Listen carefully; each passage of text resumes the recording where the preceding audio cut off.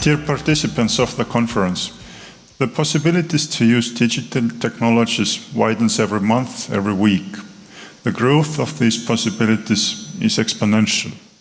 We would not get the best out of IT solutions if we start to find means how to implement those possibilities we already have right now.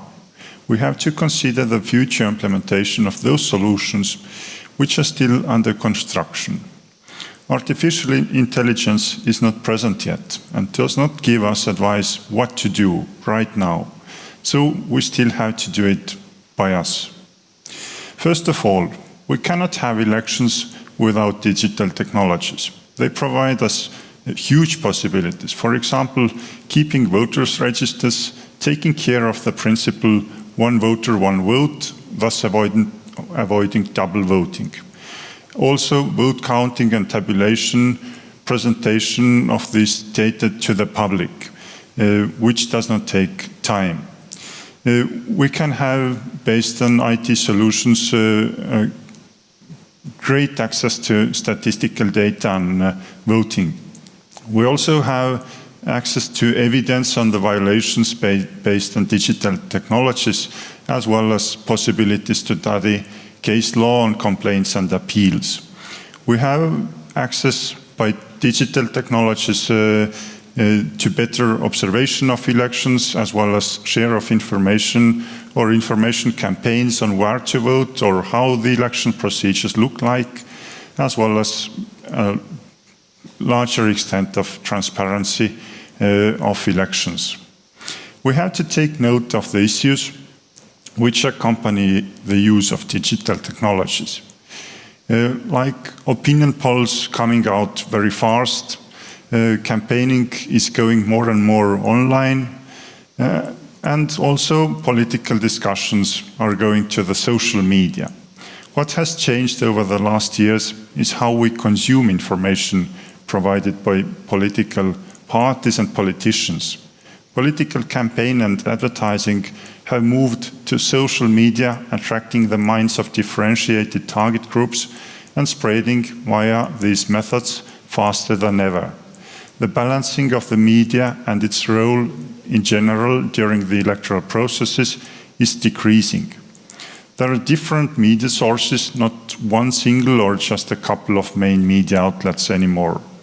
And now to the challenges. Conducting elections in a digital era is a constant struggle with questions about trust, disinformation, and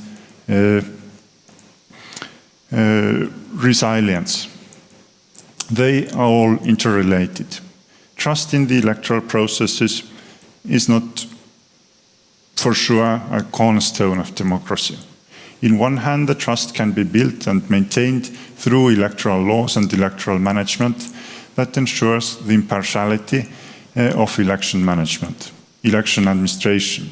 The trust of technology at the same time is more related to the user experience and wider public attitudes in the society towards adapting to digital transformations.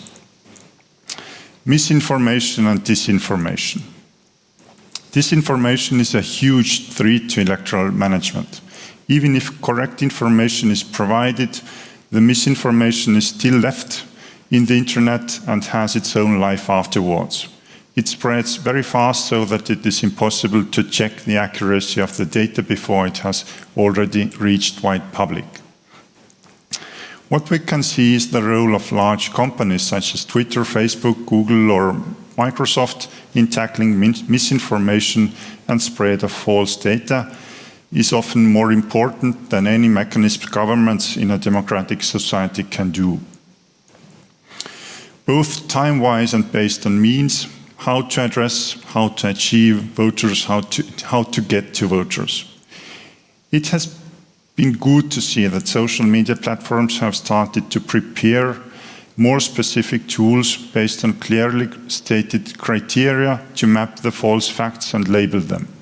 It is clear that the intervention cannot come at the expense of freedom of expression. The transparency of the political campaign and the advertisement must be guaranteed. Member states of the European Union have started to look at the common grounds to tackle also the foreign interference during the elections, in both the member states' elections, in national elections, and also in European Parliament elections. An international level cooperation is needed not only to discuss the principles or share best practices, but also to tackle the issues of misinformation, which isn't mostly country-specific. One of the key questions is how to keep the society in one single space of information.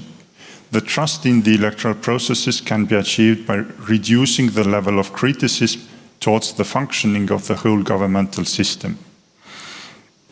Governments have to cooperate and to cooperate with large private companies.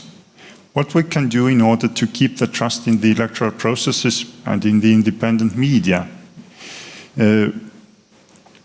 is the transparency of campaign financing and campaigning itself.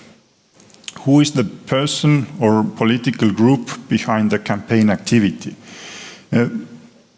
All of us, the voters, have to access to more transparency on who's campaigning, who's using his or her freedom of speech, as well as whether the election management bodies are impartial.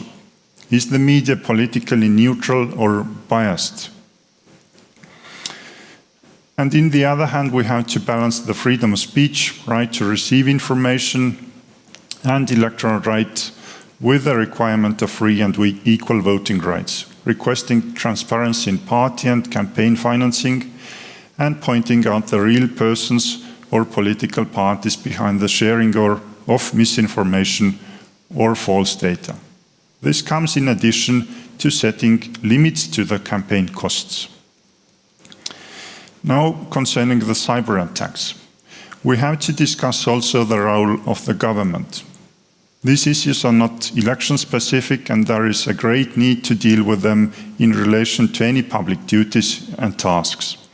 But if the government aims to discredit the elections, even if the cyber attack comes from an unidentified source or a foreign country, the aim of the government may be to postpone elections, not to find a solution as soon as possible. Danger may be a good argument to base one's campaigning, especially by the leading parties if they prefer the wider restriction of fundamental rights. Trust to electoral organizers and the electoral system is the key to ensure participation and thus the legitimacy of the governance. Free and fair political debate, where using the false information is condemned, is the basis to maintain the trust and increase the cohesion of society. But that alone is not enough. The tools to conduct elections, electoral information systems and procedures must be resilient to different threats. We have to guarantee the existence of consistent and necessary funding for the elections and the cooperation between different agencies in conducting elections. It is crucial to have risk management plans in place and to play through different threat scenarios. Free elections cannot be held without the stability and effectiveness of the procedures. When talking about the resources to counter the attacks and to address the dangers, we understand mainly the financing, but there are others too, such as legal means in the election code. Last-minute amendments to the election law discredits the whole procedure. The election management bodies have to be trained based on the current legislation. There should be clear tasks for all state institutions who have to take care of the procedures. We have to have means to tackle the problems concerning the misuse of administrative resources or hidden financing of political campaigns. This means human resources for the central election commissions and other bodies with a task to control political party financing. Risk management plans need time to be developed and implemented. There are different ways to maintain and increase the resistance to threats created by the disinformation campaign or attacks on electoral information systems. Now, as a last point, I would point out that internet voting applied in Estonia since 2005 has gained popularity steadily.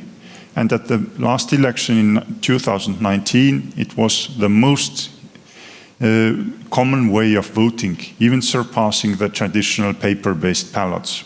It is related to the convenience of the voters and general trust to state digital services. Thank you very much, and I wish you a great couple of hours in this conference.